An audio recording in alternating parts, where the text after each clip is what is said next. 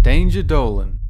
From sex jokes that couldn't be more obvious to quips about how parenting ruins dreams, we count 13 of the most inappropriate kids show messages. Today I'm joined by the voice actor Shima, and we've got a super special announcement at the end of the video, so stick around for that. Number 13. Johnny Bravo. It's no secret that Johnny is all about the babes, but the jokes go above and beyond the realm of children more than once.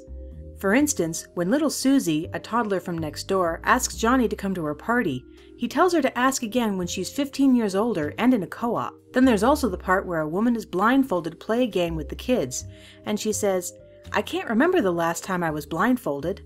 Oh wait, yes I can. Number 12. Fairly Odd Parents. So this was a wacky show about a kid that has fairies that grant him any wish he wants, but there's a few jokes that aren't intended for children, or at least I hope they aren't.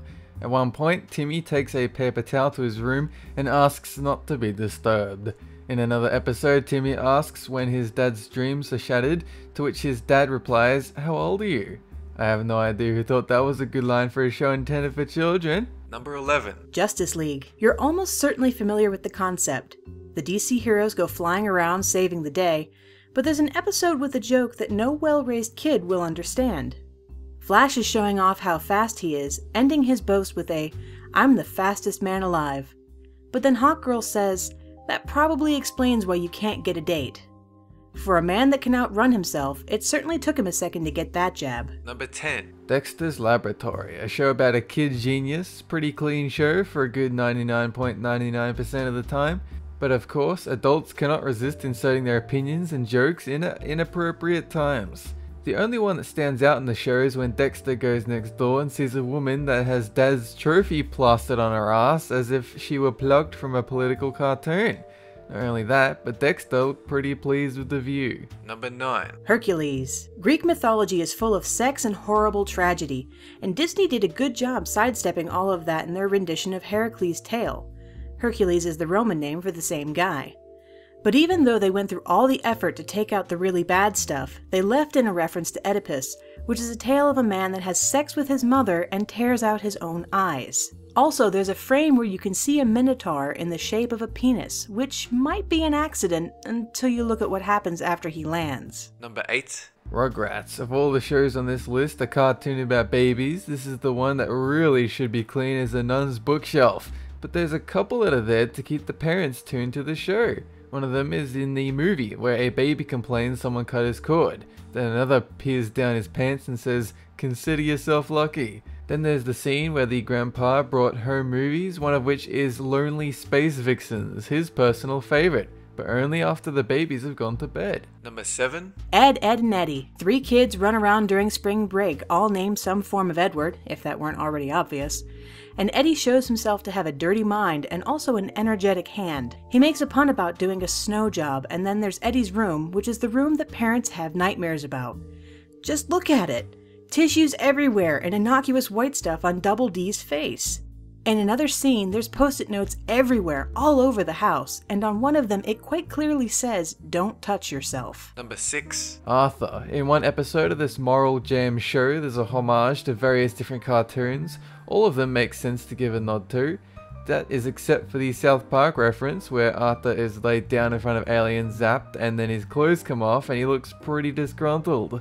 Sure, kids aren't going to get the reference, but still, it's pretty damn inappropriate to put in. Number 5. The Flintstones are notorious for their cigarette adverts, but you can't really blame them for that. It's just indicative of the era they were made in. But in one episode, Barney and Fred go to get a costume, and Barney says he's going to get a costume that makes him look tall. To which Fred retorts, "What, another head?" Then Barney replies, "What would I need 3 for?" That's pretty damn overt. Number 4. Animaniacs, a Steven Spielberg produced cartoon series, believe it or not. There's a lot of satire in the show that seems pretty clearly intended to get parents to watch as well. But one joke is my favorite in this list. A brother asks the sister to get fingerprints. She then comes back with the singer Prince. Then the brother says, "No, no, no, fingerprints." Then Prince gets all excited before she says, "I don't think so," and Prince gets sad. Number 3. Rocko's Modern Life. This show has a bunch of adult references, like Heffa the cow doing something conspicuous under the bedsheets and Rocko working at a sex line. There's also Heifer on TV playing with sausage and a Slug security guard reading Play Slug.